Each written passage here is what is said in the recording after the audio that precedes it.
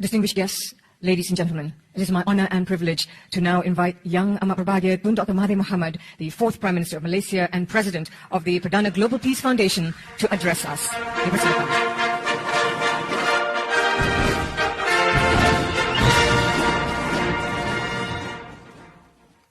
Bismillahirrahmanirrahim.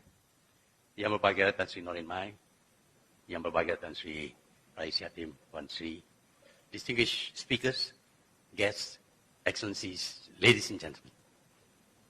Firstly, I'd like to thank the organizers for giving me the task of introducing the subject for our forum today.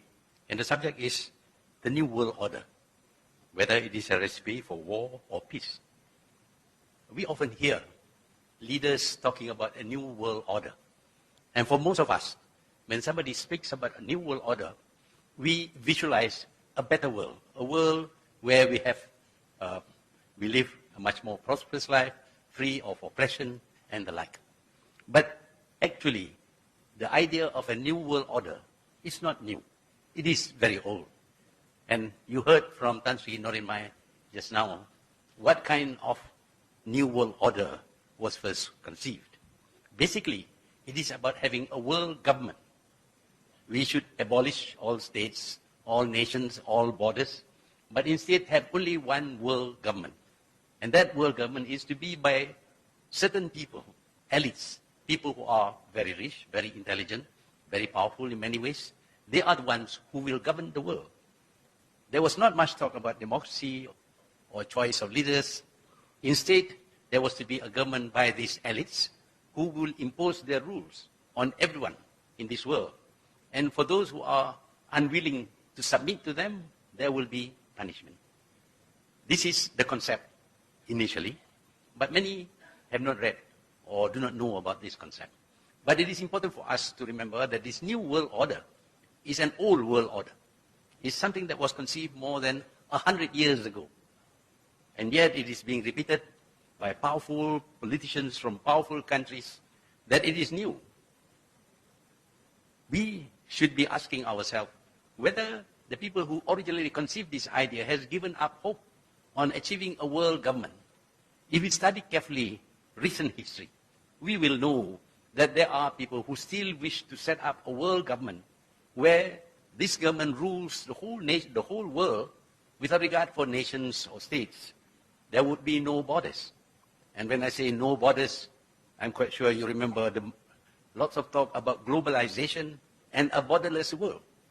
Globalization and a borderless world is an expression that relates to the concept of the New World Order as it was first conceived. They want to have a borderless world, and they want to have globalization, which means, of course, without borders, there would be no states, there would be no nations, there would be just one world. And that one world will be ruled by whom? There is no mention that it will be ruled democratically by election of leaders. That is left unsaid. But what we do see is the dominance of the people who enunciated this new world order. If you look carefully, we see that to a certain extent, this new world order is already with us. We live in a world today that is dominated by the powerful, the mighty, the people with the guns, accepting that the guns now are much more sophisticated. We have reached a stage where certain people have arms which could wipe out the population of this world. The nuclear weapons have that capacity. And the nuclear weapons are in the hands of certain countries and certain people. Therefore, the world is frightened of them. And when the world is frightened of them, the world becomes submissive to them. And when the world submits to them, effectively, there is one government in this world.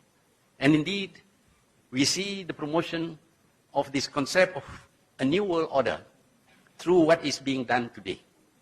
We know, for example, that politically, there is no freedom for any nation. When we talk about free speech, freedom of, and human rights, etc., it is with regard to your own national government. Internationally, there is no free speech. If you say the wrong thing, you will be taken to task and you will be vilified in the international press, which is under their control. If you say the wrong thing, action may be taken against you. And the wrong things are those said which seems to negate or reject the idea of a new world order, which is already in being today. You can criticize your own government, but not the power that is running the world today. So we find that already there is a new world government, enforced with powerful military forces and a willingness to subvert and undermine the governments of all countries. Politically, we see them urging every country to undergo regime change, except for those who are already submitting to them. There must be regime change so that all governments in this world would submit to this world power, this world government. And if you refuse to change your government, you will be persuaded through propaganda, through actions including invasion and occupation, and the removal of the head of that government to be replaced by one that submits to the most powerful nation. In other words, the one who will accept the concept of a new world order. This is happening today. We see this in the Middle East. They are fighting each other and installing governments which are unstable, and because they are unstable, they are dependent upon others, and those who can give them support also exert authority over them. So through political means, we are seeing the new world order being carried out. What about the economic power? That too is being used in order to create a new world order. We see today the idea of a globalized world, a world without borders. That is not so easily done, and so the approach in some cases is through various forms of agreement. We talk about free trade agreement. Today we are seeing an attempt to have the TPPA, for example, the Trans-Pacific Partnership Agreement. It's not a partnership. All the countries which participate in this agreement will be subjected to more rules than they ever had before. In other words, the TPPA is not about free trade. It is about trade subjected to all kinds of laws and regulations, exposing countries to being sued in international courts which are set up separately by others. So the TPPA is not about free trade. It is about regulated trade. Once you have regulated trade, then of course the most powerful economy will dominate that system conceived under the TPPA. So you can see that an attempt is being made to control commerce, international commerce, and the well-being, the economic well-being of nations through so-called free trade agreement. Free trade agreement which is not free at all. Many fail to notice this because it was called, or it is called free trade, but actually it should be called regulated trade. But that is not all. We find that if you are recalcitrant, you don't like to conform, then you may have sanctions placed against you. We see already countries like Iran and Russia facing the application of sanctions on their trade with other countries.